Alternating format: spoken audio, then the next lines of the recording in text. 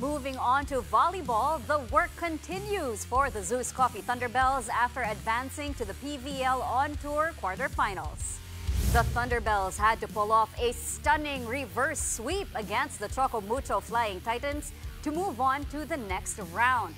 Up next for Zeus Coffee will be the undefeated PLDT high-speed hitters tomorrow at 6:30 p.m.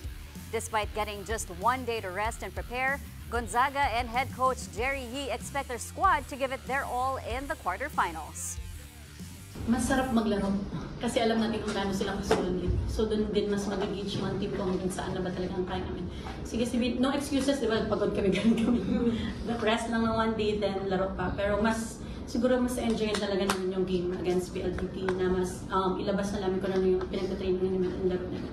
And again, God will do the rest. Kami lalaro, mag-execute. Yun pa lang naman yung hinahabol namin, yun pa lang naman yung tinatry namin i-keep up na standards. So we want to play with the better teams para maging better dito. LDT, no loss pa, so maganda yun for us, no? Sana makakuha pa rin kami ng mga assets, baka swerte.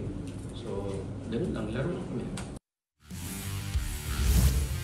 Meantime, the Akari Chargers hope their momentum from the knockouts carries over to the quarterfinals. The Chargers booked their spot after eliminating the reigning All-Filipino champions, the Petrogas Angels, in straight sets.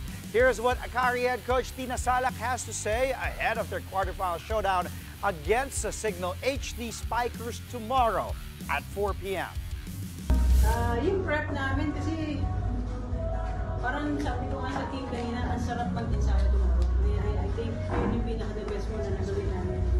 Yung ma-motivate namin each and everyone kasi pati ngayon. So tapos, one day rest lang and then you have to train back. But for me, gusto ko talinin na itong araw.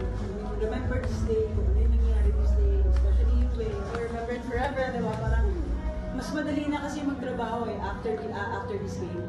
Madali na. But yun nga, medyo yung madali na yun,